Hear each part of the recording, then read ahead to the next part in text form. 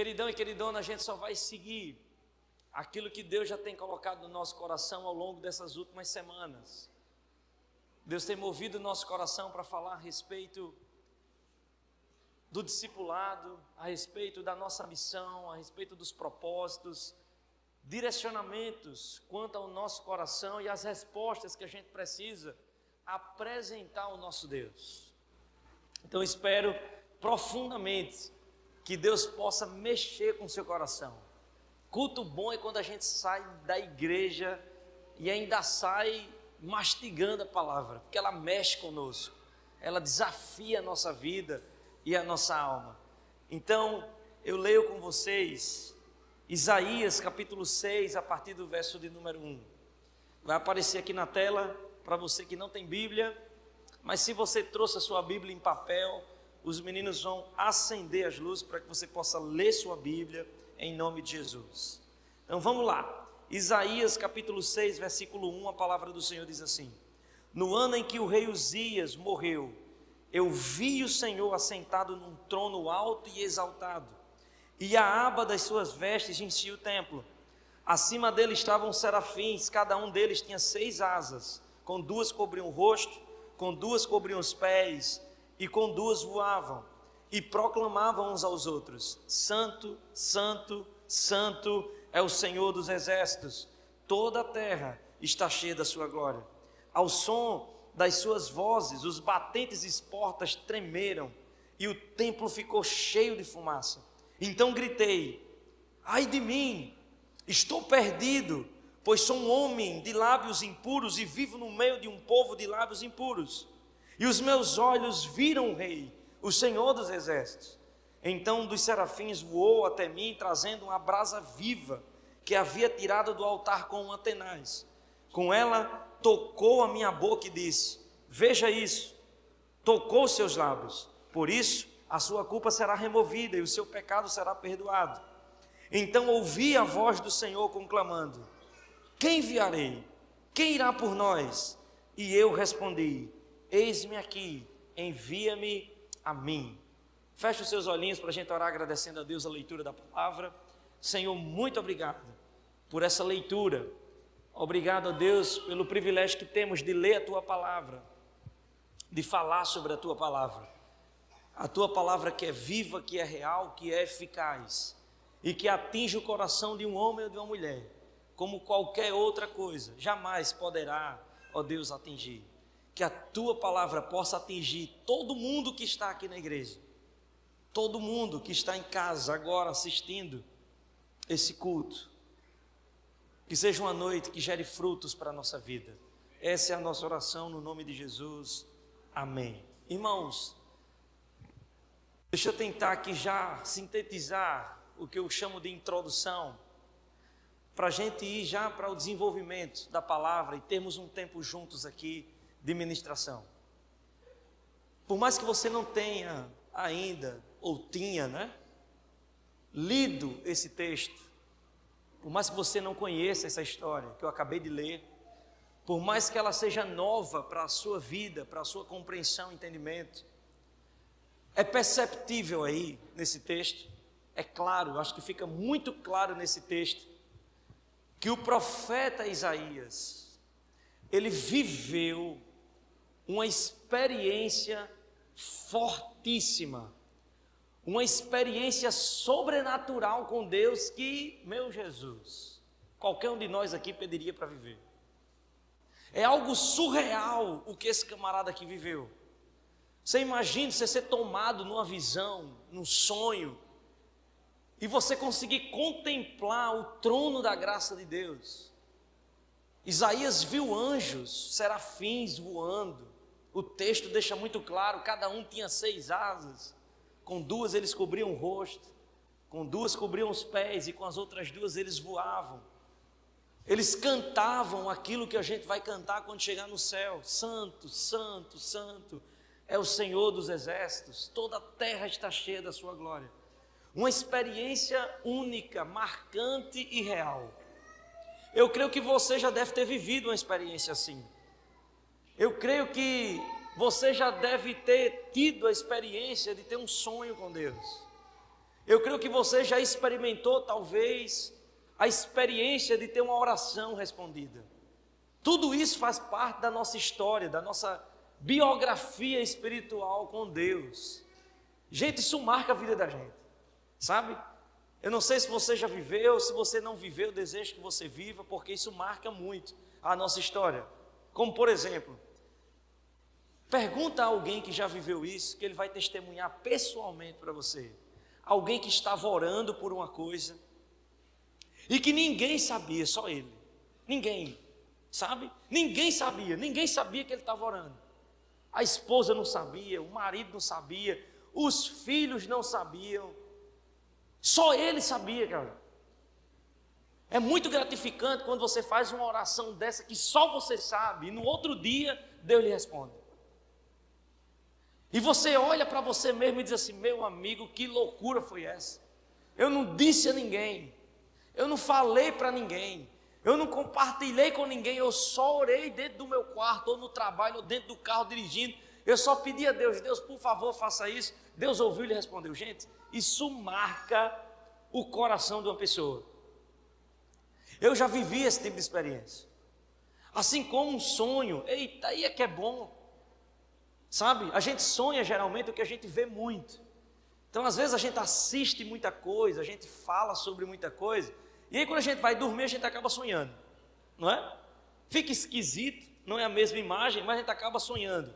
Mas quando você deita a cabeça no seu travesseiro, que você é tomado por um sonho que você jamais pensou, que você jamais imaginou, meu querido, por mais novo na fé que você seja, por mais imaturo que você seja, você não tem dúvida nenhuma que esse sonho que lhe deu foi Deus.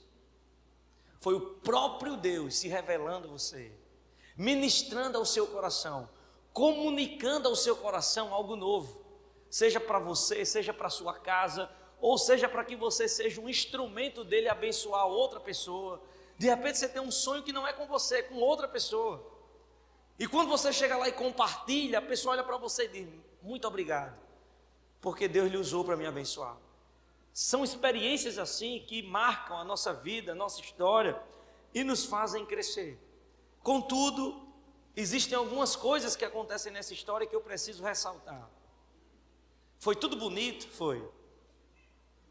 Mas se você perceber, o texto ele vai caminhando, pelo menos o bloco que a gente leu, e o texto vai caminhando para um final diferente. Porque se fosse só um sonho que o cara sonha e se acorda e está tudo certo, amém. Se fosse uma experiência que terminasse com Deus te abençoe e vai dar tudo certo na sua vida, pode descansar tranquilão, tranquilona, que a sua bronca agora é minha, quem vai resolver sou eu, amém. Mas depois dessa experiência com um anjo foi lá, tirou uma brasa do altar, tocou na boca do profeta, tss, seus pecados estão perdoados, agora está tudo zerado. Mas depois de tudo isso, ecoam-se a voz do Senhor com duas perguntas. Uma voz surge no meio daquela fumaça toda que Isaías não conseguia ver. E dessa voz, as perguntas que saem é: a quem eu enviarei? Quem há de ir por nós? E o profeta responde a essa voz. O profeta, ele escuta essa voz, e no meio de tudo isso, dessa novidade de ver anjo, de ver isso, ele diz: eis-me aqui, envia-me a mim. E o nosso bloco de textos termina aí, verso de número 8, o último verso que a gente leu. O tema nosso hoje à noite é o valor de uma palavra. Por mais que a nossa geração seja a geração que tenha lutado muito para descredibilizar a palavra tem poder, irmão. Na geração passada, dos nossos avós, eu não sei se tem algum senhor ou senhora aqui, mas se tem, eles vão testemunhar disso, e eu creio que até hoje isso para eles é muito importante. Porque tenho certeza que se eu chamar o meu pai aqui ou minha mãe e falar com eles a respeito desse assunto, eles vão testificar. Irmãos, para a geração passada, uma palavra tinha muito valor. Uma palavra tinha mais valor do que dinheiro. Quando alguém chegava para você e dizia assim: olhe, amanhã eu vou fazer isso, amigo, podia chover, podia fazer sol, ele fazia, porque era a palavra dele. A geração passada, se atrasasse uma conta, já ficava super triste. Por quê? Porque era o nome dele. Se entristecia, se envergonhava. A palavra tinha muito poder na geração dos nossos pais, dos nossos avós. Rapaz, fulano é um homem de palavra. Rapaz, a minha avó, quando falava, ela cumpria. Palavra.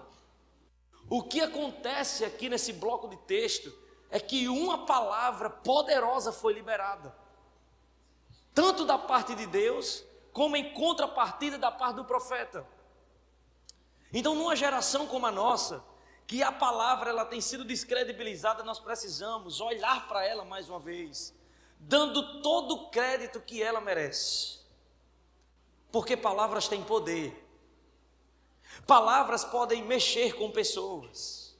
E hoje uma palavra que sai daqui pode alcançar corações e abençoar vidas. A palavra tem tanto poder que eu quero ler com vocês alguns textos para que a gente possa caminhar bem e você entender o que eu quero lhe dizer. João capítulo 1, versículo 1. João capítulo 1, versículo 1, a palavra do Senhor diz assim: no princípio era aquele que é a palavra. Ele estava com Deus e era Deus. Ela estava com Deus no princípio. Todas as coisas foram feitas por intermédio dele. Sem ele, nada do que existe teria sido feito. Sabe por que você está aqui hoje, sentadinho, escutando um pastor bonitinho, tomou banho, uma roupinha bonita, talvez veio num carrinho, ou veio numa moto, chegou antes da chuva? Porque um dia Deus liberou uma palavra para você nascer. Uma. Não importa se existiram outras palavras para trás. Entende? Porque geralmente às vezes a gente dá mais valor às outras palavras do que a palavra de Deus. Você acabou de ler a própria palavra, que é Cristo, falando que todas as coisas foram feitas por meio dele. Isso inclui a minha vida e a sua. Ah, pastor, mas é porque eu fui abandonado pelo meu pai. Eu fui rejeitado pela minha mãe. Entende? Porque a minha mãe não queria me ter. Eu não fui um filho ou uma filha que foi desejada, que foi planejada, que foi sonhada. Não, eu não fui. Irmão, entenda o que eu vou dizer, eu respeito demais seus sentimentos e suas emoções. Essa igreja me conhece e sabe o respeito que eu tenho por pessoas. Mas, irmão, em nome de Jesus, nenhuma palavra como essa pode ser superior à palavra de Deus a seu respeito. Antes do seu pai e sua mãe lhe conhecer, Deus lhe conhecia. E você está vivo hoje, mesmo sendo contrário a qualquer pensamento humano, por conta de uma palavra. Deus quis que você nascesse. Deus poupou sua vida até hoje. Isso é tão sério, mas parece que a gente coloca num descrédito tão grande. Quantos livramentos Deus lhe deu? Por conta de quê? De uma palavra. Tem gente aqui que já era para estar no buraco, e não está por quê? Porque Deus liberou uma palavra, só uma. Mesmo sem você merecer, sem eu merecer, mas uma palavra de Deus, uma, nos põe vivo e de pé. A palavra tem tanto poder que Tiago, capítulo 3, versículo 9, diz assim: com a língua bendizemos ao Senhor e Pai, e com ela amaldiçoamos os homens, feitos à semelhança de Deus. Da mesma boca procedem bênção e maldição. Meus irmãos, não pode ser assim. Olha a importância e o crédito que devemos dar a uma palavra. Deus olhou para o profeta e disse: a quem enviarei? Quem há de ir por nós? O profeta respondeu uma palavra: eis-me aqui, envia-me a mim. E agora a gente está num texto dizendo que uma palavra pode liberar bênção ou pode liberar maldição. Irmãos, a gente tem que ter tanto cuidado com os sims que a gente está dizendo e os nãos que a gente está dizendo. Quantas palavras a gente libera da nossa vida, principalmente aqueles que são mais emocionais, aqueles que são mais sanguíneos, aqueles que reagem às vezes sem pensar. Às vezes dentro da nossa própria casa, o seu cônjuge, ou seu filho, ou filha, menino dá trabalho, tira o juízo da gente. Eu não é? É, gente, eu tenho 2 filhas. E não é diferente não. Eu amo a vida delas. Luto, me esforço, trabalho para dar o melhor a elas. Não preciso negar isso para ninguém. Mas dá trabalho. Que é gente, meu irmão. Uma tem um gosto, outra tem outro. Uma apronta, depois é outra que apronta. E a gente vai ali tentando exortar em amor, tentando disciplinar em amor, tentando fazer com que fique no caminho, mas é filho. Mas como pai eu preciso liberar uma palavra. Já imaginou se a palavra que eu libero é: rapaz, como é que pode? Essa menina é o capeta. Oxi. Essa é a palavra que eu libero. Não, esse meu menino hoje amanheceu endemoniado. É a palavra que eu libero. Essa é a palavra. A gente fala sem pensar e a gente não tem noção do peso de uma palavra que a gente está liberando sobre um filho nosso. Essa minha mulher é uma Jezabel. Pronto, acabou. Irmão, não diga que você disser isso da sua mulher. Não traga nem para me orar não, que eu tenho medo dela. Nem traga. Que uma mulher que tem o espírito de Jezabel, Deus me livre. Não dá nem para cruzar com ela. Mas esse tipo de palavra que a gente libera contra os nossos amigos, ou contra aquelas pessoas que de repente a gente não vai com a cara dela, a gente acaba liberando uma palavra. Nós temos que ter cuidado porque palavras têm muito poder. Olha o que diz Provérbios, capítulo 18, versículo 21. Provérbios 18, 21 diz assim: a língua tem poder sobre a vida e sobre a morte. Os que gostam de usá-la comerão do seu fruto. Ou come fruto para a vida, ou come fruto para a morte. A gente tem que ter cuidado com a palavra. Agora vamos conversar sobre a palavra do profeta Isaías. Você já sabe que a palavra tem poder.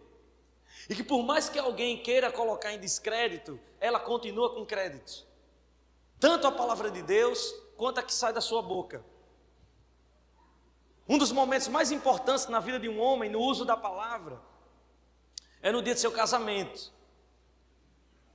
Quando alguém olha para você, um pastor, um padre, ou um juiz de paz, e diz assim: aí, você aceita a pessoa aí? E agora, o que você vai dizer? Sim. Pronto. Mas não é um sim qualquer, irmão. A Bíblia diz que algo místico acontece com esse sim. Você sabia disso? É tão místico que a palavra diz que agora você e ela se tornam uma só pessoa. Diga isso, não é místico? Comparado a Jesus e a igreja, olha só, aí piora. Tudo isso porque você disse um sim. Um sim que mudou sua estrutura, sua vida. Sim. Eu nunca participei de um casamento. E olha que eu já casei gente, viu? E muita. Só em Açu, meu amigo, nem livrando Mossoró, né? Mas se eu contar só quem eu casei aqui em Açu, meu irmão, se você estiver solteiro, desesperado, pode vir para cá, traga uma oferta que a gente vai orar por você, que eu já casei gente. E só, viu? Mas brincadeiras à parte, gente, isso é brincadeira, viu? Daqui a pouco vão dizer que eu estou cobrando, né? Mas brincadeiras à parte, eu nunca fui para um casamento para chegar nesse momento, minha querida, você aceita esse rapaz por seu marido, você promete amá-lo, honrá-lo. preservá-lo, até que a morte os separe, de acordo com a santa vontade de Deus sobre a sua vida. E ela olhar para mim e para todo mundo dizer, não. Já pensou? E agora? O que é que faz? Nada. Cadê a banda? Toca uma música. E a banda começa a tocar uma música e acabou. Amém. Pessoal, o buffet está liberado, tem jeito. Acabou, amém. Não tem. Uma palavra, meu irmão. Uma palavra que marca tudo. Eu não sei se você tem essa sensação, mas nesse ambiente profético aqui, não tinha como existir uma outra palavra. Se essa história que a gente leu termina com um não, meu amigo, todo mundo aqui ia ficar de queixo no chão. Se depois de ver anjo voando, depois de ver anjo batendo asa, depois de brasa que saiu do altar, tocou na boca de gente, e aí Deus olha e diz assim, a quem enviarei, quem há de ir por nós? E o profeta, eu não, hein, mande outro. Todo mundo aqui, meu irmão, ficava de queixo no chão. O texto termina bonito porque o cara foi lá e disse, sim, pode me mandar, eis-me aqui. É assim que o texto termina. Pensando em tudo isso, eu quero compartilhar 3 coisas com você, porque eu sei que você gosta, e tem muita gente que gosta de repente, anotar, registrar. Então leve para você, em nome de Jesus, e deixe que Deus fale ao seu coração. Primeira delas, o seu sim só tem valor quando é afirmado na presença de Deus. Tem muita gente dizendo sim em qualquer lugar. E esse sim não muda nada. Não muda nada. O sim verdadeiro tem que ser na presença de Deus. Onde é que Isaías estava? Na presença. Deus preparou tudo, Deus planejou tudo, uma atmosfera linda, para que o profeta dissesse o seu sim. Então, irmãos, em nome de Jesus, o seu sim precisa ser na presença de Deus. Não é na igreja. Aqui é um lugar onde a presença de Deus também é real. Mas a presença de Deus pode ser no seu quarto, pode ser dentro do seu carro, pode ser no seu trabalho, em qualquer lugar Deus pode lhe tomar. E ali de repente você dizer um sim para Ele. Um sim para viver um propósito, um sim para viver um chamado, um sim para entregar o seu coração a Jesus e viver uma vida nova. Um sim na ausência da presença, irmãos, é um sim vazio. É por isso que você vê um monte de gente que não muda de vida. Por quê? Porque o sim não foi na presença. Ai meu Deus, achei que fulano era pastor e não é. Porque o sim foi na ausência, não foi na presença. Rapaz, eu pensei que agora fulano ia mudar de vida e não mudou. Foi um sim na ausência, não foi na presença. Foi um sim emotivo. Um amigo disse sim, ele foi lá e disse sim também, mas não mudou. Quando você diz sim na presença, as coisas mudam. O comportamento muda. As ações mudam. A maneira de enxergar a vida muda. Olha o que aconteceu em nome de Jesus com o profeta Isaías. Ele olhou para o templo, ele olhou e viu aquela fumaça, bateu um desespero nele tão grande que ele disse o quê? Meu Deus do céu, eu vou morrer. Porque eu sou um cara impuro. E eu vivo no meio de um povo impuro. Eu vou morrer agora. E de repente um anjo vai lá e tira uma brasa do altar e toca nos lábios do profeta e diz: os seus pecados foram perdoados. Tudo isso acontece na presença. A presença de Deus, além de nos constranger, ela nos prepara para dizer o sim. Nos prepara. Então, irmãos, hoje é um ambiente propício para você dizer um sim na sua vida. Pastor, para ser crente também. Mas muitos dos que estão aqui, eu acabei de orar com vocês aqui, vocês de joelho, para um desafio enorme que eu nunca imaginei viver. Nunca, irmãos. Se você me perguntar, 7 anos atrás, quando eu cheguei aqui estava bom demais. Essa igreja era grande para a gente. Grande. Você imagina você fazer um culto aqui com 10 pessoas? Como seria? Imagine. A gente fez culto aqui com 10 pessoas, a gente fez culto de oração aqui com 5 pessoas. Eu ainda me lembro quando a gente chegou aqui, os cultos eram na terça de oração, não era nem na quarta, era na terça, à noite. Quantas vezes a gente fez culto aqui com 5 pessoas? Meu Deus do céu, a gente olhava o vazio. Aí hoje, Deus está nos levando para uma proposta muito maior. E para que isso aconteça, não é só o sim do pastor, é o seu também. É o sim da igreja. Então hoje é um ambiente muito propício para você dizer: meu irmão, eu vou dizer sim. Eu quero servir a Jesus. Jesus tem me chamado. Jesus tem me cobrado. Jesus tem me cobrado e me tirado do sono. Eu tenho que servir a Ele com o coração. Eu tenho que me doar. Eu tenho que assumir responsabilidades. Eu quero crescer na fé. Eu quero crescer na graça e no conhecimento de Jesus Cristo. Eu vou dar um passo. Eu vou dizer um sim de verdade. Então não é só um sim para ser crente, mas é um sim para viver também o seu chamado diante de Deus. A segunda coisa, e eu quero que essa você guarde no seu coração, gente, a segunda e a terceira é muito forte, mas essa segunda, ela é provocativa. Então guarde no seu coração, em nome de Jesus. Por que insistir em dizer não, quando se tem certeza de que deveria dizer um sim para Deus? Por quê? Qual é o propósito? Se você já sabe, você vem aqui culto após culto, você assiste no YouTube um monte de culto, Deus fala com você, você sente no seu coração Deus falando com você. Por que insistir em continuar dizendo não, não, não, não, se você sabe, irmão, qual é o caminho? Ninguém precisa desenhar mais não, você sabe. Ninguém precisa lhe dizer não, você já sabe. Você sabe que você tem que dizer um sim para entregar o seu coração nas mãos do Senhor. Você sabe que tem que dizer um sim para assumir esse ministério que Deus já vem lhe cobrando há 2 anos, 3 anos, 5 anos, e você fugindo, irmão. Por que dizer não? Por que insistir no não? Sendo que você sabe que, poxa, é um sim para Deus. Eu quero ler um texto com você que é muito marcante. Esse texto está registrado em Marcos, capítulo 10, versículo 17. Olha que história, essa daqui eu acho que muita gente sabe, mas vale a pena reler. Marcos, capítulo 10, versículo 17, a palavra diz assim: quando Jesus ia saindo, um homem correu em sua direção, pôs-se de joelhos diante dele e lhe perguntou: bom mestre, que farei para herdar a vida eterna? Respondeu-lhe Jesus: por que você me chama de bom? Ninguém é bom, a não ser um que é Deus. Você conhece os mandamentos? Não matarás, não adulterarás, não furtarás, não darás falso testemunho, não enganarás ninguém, honra teu pai e a tua mãe.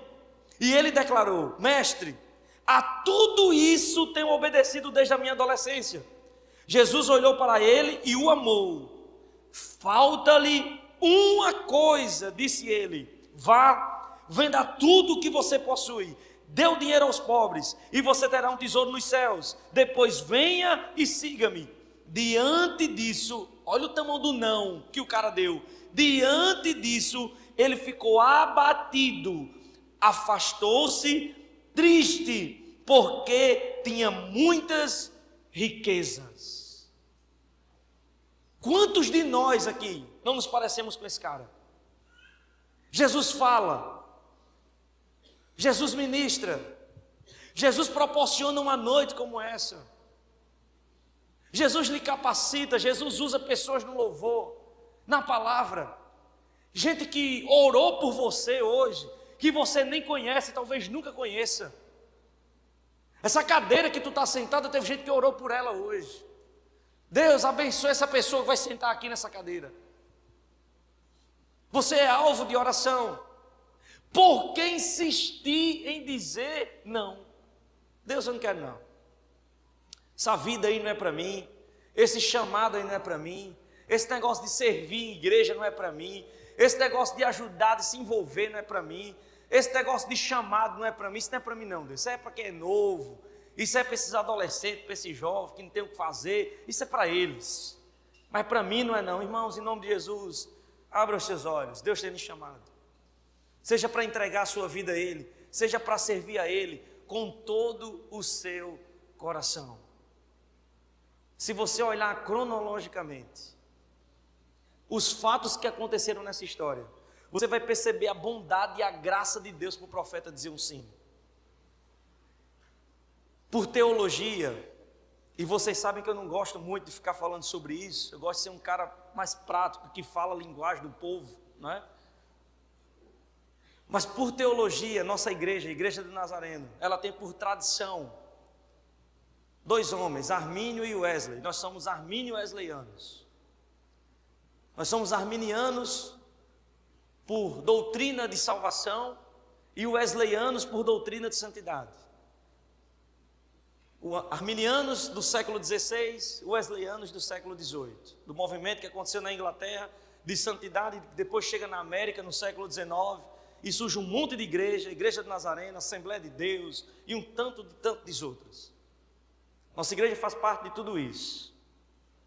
Mas quando a gente olha para a nossa proposta teológica, a gente olha para essa história, existe algo em comum que é interessante.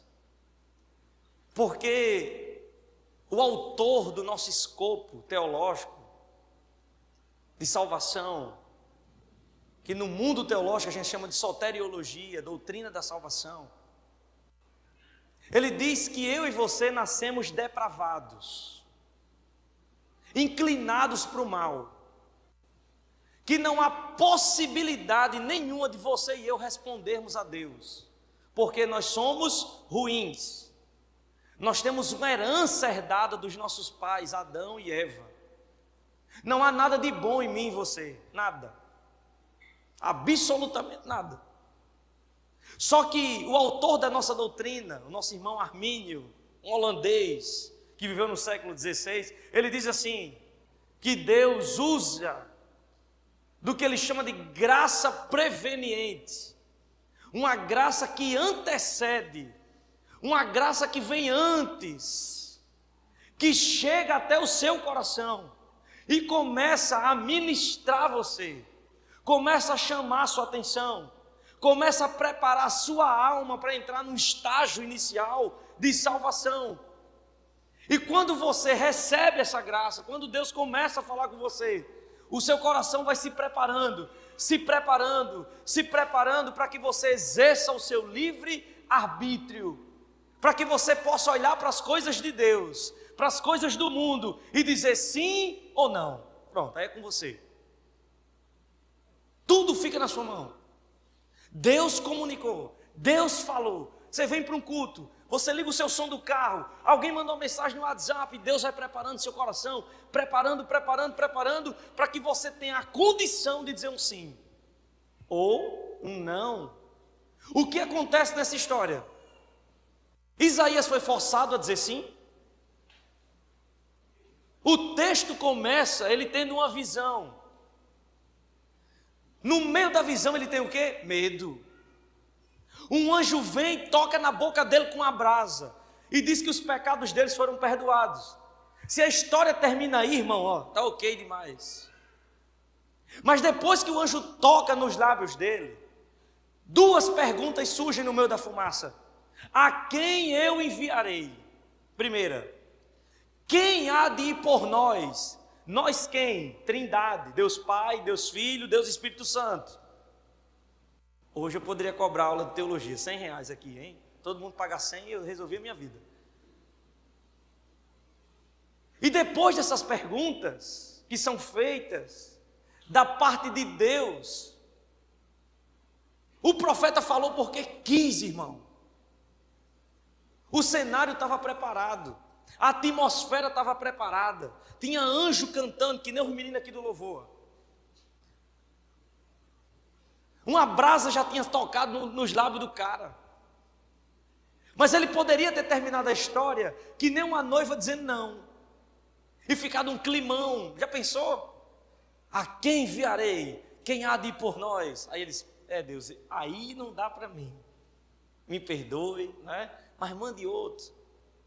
Eu vou acordar aqui, vou pensar no nome, eu vou sugerir o Senhor. A resposta do profeta foi o quê? Eis-me aqui, envia-me a mim.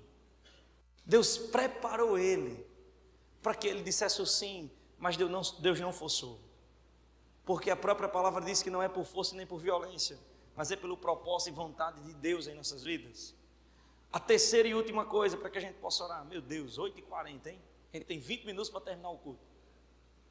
Terceira coisa para a gente terminar e orar. Tenha cuidado com os sims maus dados ao nosso Deus. Você pode pagar um preço alto por isso. Para mim esse ponto é o mais difícil de falar para vocês. Dizer um sim para Deus é uma coisa. Dizer um não também é outra. Mas pensa num negócio complicado, é quando a gente dá um sim mal dado.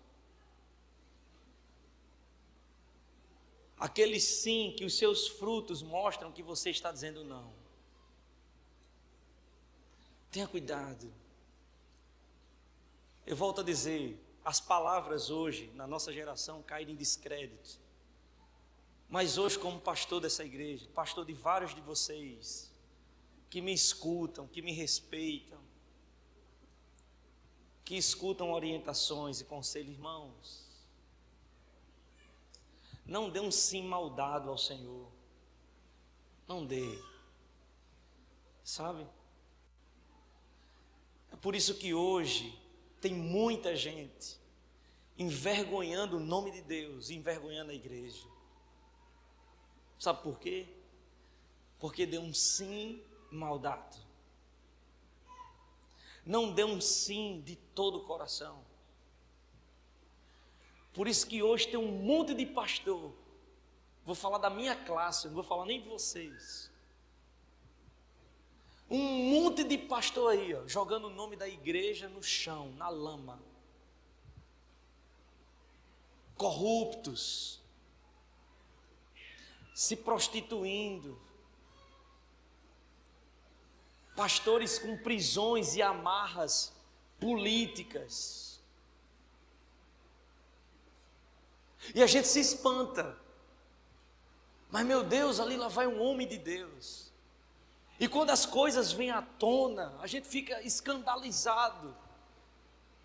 Mas sabe o que era para vir na nossa mente? Meu Deus, eu fui enganado. Eu fui enganada por alguém que deu um sim maldado. Conseguiu me enganar, conseguiu enganar um monte de gente. Olha aí. Não é verdadeiro. O sim que ele deu foi mais falso do que nota de R$3. Tem peso sobre essas pessoas, irmãos. Tem preço que é pago por quem dá um sim maldado ao Senhor. O texto que eu vou ler agora para vocês, talvez poucas igrejas hoje no Brasil tenham coragem de ler, porque incomoda. Mas já que estamos falando sobre um sim maldado, Apocalipse capítulo 3, versículo 14. E eu prometo que a gente encerra. Apocalipse 3, capítulo 3, versículo 14, a palavra diz assim: ao anjo da igreja em Laodiceia escreva: estas são as palavras do Amém, a testemunha fiel e verdadeira, o soberano da criação de Deus. Conheça as suas obras. Sei que você não é frio e nem quente. Sei que você nem diz sim, nem diz não. Melhor seria que você fosse frio ou quente.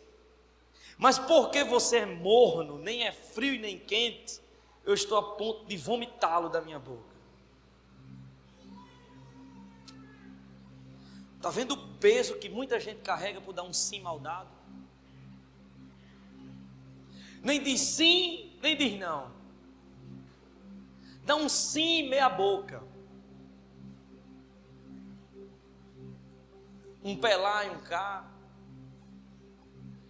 Não aceita o chamado de Deus. Eu volto a dizer, gente. Não estou falando só para você que ainda tem dúvida, você que ainda não confessou Jesus publicamente, não entregou seu coração a Jesus, já veio para um monte de culto, gosta de estar aqui, mas ainda não teve coragem de levantar a mão, não teve coragem de sair do seu lugar e vir aqui, não teve coragem de dizer um sim para o Senhor. Não é um sim para o pastor e um sim para a igreja, mas um sim para o Senhor. Não é só para você. Existem pessoas aqui, irmãos, imagine só, Deus nos movendo para um lugar que é no mínimo, numericamente por metro quadrado, o lugar que a gente vai é no mínimo 6 vezes maior do que esse.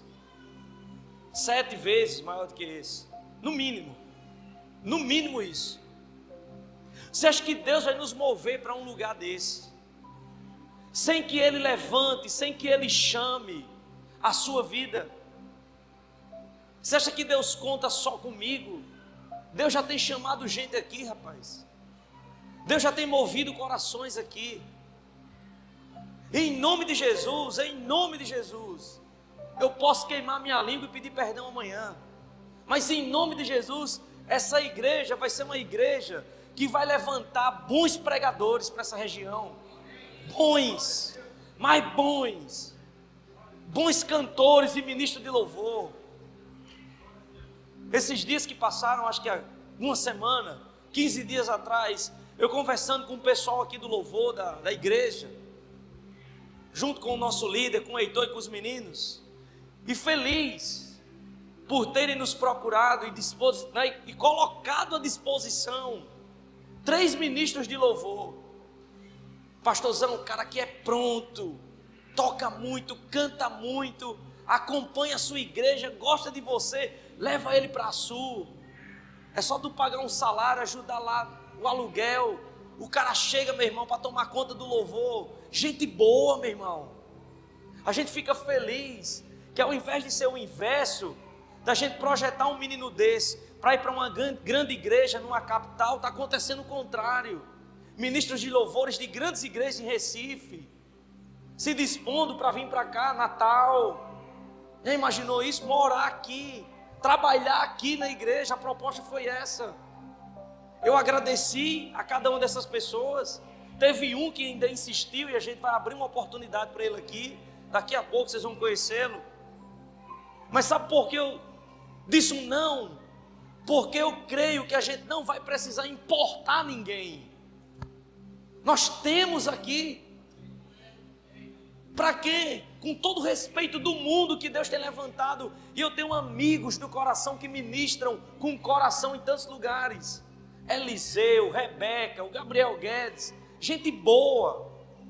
Gente que eu aprendi a admirar, amar. Gente que me respeita. Que volta e meia tem o desejo de vir aqui e fala. Gente querida do coração. Entende? Mas não há, irmãos, em nome de Jesus, motivo e propósito de querer importar para cá. Olha que gente boa. Olha o que esses meninos estão fazendo aqui. Tem algum profissional aqui, irmãos? Aqui tem ministros com coração humilde e disposto a querer crescer. E a minha oração é: Deus, levanta. Deus, levante. Sabe? Levanta ministros. Levanta pregadores. Levanta gente que pregue melhor do que eu nessa igreja. Meninos, meninas, com ousadia, com poder. Agora, irmão, não adianta Deus ficar falando no coração e você dando um sim mal dado. Não adianta. Se você diz sim, a sua postura muda, a sua visão muda, o seu comportamento muda, porque você disse um sim. É isso que precisamos da parte de Deus. É dizer um sim, mas é dizer um sim bem dado. Entende? Um sim mal dado, irmãos, aí não. Um sim mal dado, tem dia que você vem, tem dia que você não vem. Aí tem dia que você vem, mas para cantar tem que vir para o ensaio. E já não dá para mim. Está vendo o sim mal dado? Não, mas para ir para a igreja tem que ter isso. Para ser pastor tem que estudar, fazer seminário. Aí não dá para mim não, aí não. Não se vê esforço, não se vê dedicação, empenho. Você percebe que o sim não foi de coração, irmão. Não foi. Porque quando você diz sim de coração, você se doa. 3 sims da minha vida. 3. Que mudaram a minha história. Primeiro sim, dia 19 de dezembro do ano de 2003. Foi o ano, o dia e o mês que eu me casei. Que Luciana disse sim para mim e eu disse sim para ela. Ano passado fizemos 20 anos de casados. Foi um sim que mudou nossa história. Como eu falei, é um sim que é místico. A Bíblia diz que com esse sim, eu e ela, a gente passa a ser uma só carne. É místico, mudou minha vida, mudou minha história. Aí passou alguns anos, 3 anos e meio, desse sim, veio o meu segundo sim. 13 de janeiro de 2007. Foi o dia que eu entreguei minha vida a Jesus. Lembrei ontem de manhã, porque na hora do café, do Mercado do Amor, Simone ministrou a música Deus Cuida de Mim. E eu entreguei minha vida no momento em que o louvor estava cantando essa canção. Foi ali que eu entreguei minha vida. Não foi na pregação não, foi no louvor. O povo cantando e eu morrendo de chorar. Eu quero esse Jesus que diz que quer cuidar de mim e tal. Meu Deus, vamos orar por esse doido. Aí oraram e deu tudo certo. Mas não esperou nem a palavra, tão sedento que eu estava. Se passam praticamente 2 anos, de janeiro de 2007 a dezembro de 2008. E no dia 31 de dezembro de 2008, às 11 horas e 55 minutos, uma mulher cheia do Espírito Santo, ao romper do ano, faltando 5 minutos para a virada do ano, eu ajoelhado, ela veio e colocou a mão na minha cabeça e liberou uma palavra, só uma. Hoje, eu libero sobre a sua vida poder, ousadia.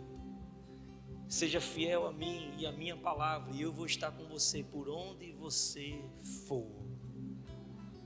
A partir de hoje você é separado para o meu ministério, para a minha obra.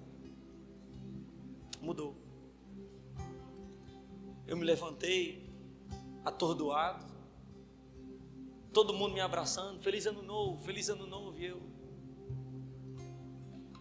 sem entender direito o que tinha acontecido, sem entender direito o que Deus tinha falado. Mas irmãos, eu só disse uma coisa naquela noite a Deus: sim, eis-me aqui, envia-me a mim. Foi esse sim que me levou ao seminário, 7 anos estudando teologia, 7. Participando de banca, de entrevista. Para você ser pastor na igreja de Nazaré dá um trabalho. Você se submete à prova, à entrevista, banca, parece uma universidade, 5 pastores, fazendo um monte de perguntas a você de sua vida. Se você tem dívida, como é que está seu casamento, chama a Luciana, conversa com Luciana, é um negócio maior do mundo. Quase 80 questões de prova escrita e subjetiva, meu irmão. Aí você olha para tudo isso, será que eu ainda preciso passar por isso? Eu tenho uma igreja lá em Açu, um povo tão bonito, mas aí você olha para o seu chamado e diz o quê? Sim, um dia eu disse sim. É esse sim que nos faz permanecer no propósito e de pé. É esse sim que nos dias mais difíceis nos dão força para prosseguir. É o sim. É esse sim que nos capacita a continuar. Então, irmãos, que hoje seja uma noite de você dizer sim. Sim. Para o que é que Deus tem lhe chamado? O que é que queima no seu coração? Qual é o chamado que está aí? E por muitos e muitos meses ou até anos você se acovardou, se fez de doido. Entende? Insiste em dizer não, sabendo que a resposta é sim. Hoje é um dia de você resolver seus atrasos com Deus. E dizer: Deus, me perdoe. Eu era para me ter dito esse sim há muito tempo. E eu insisti em dizer não.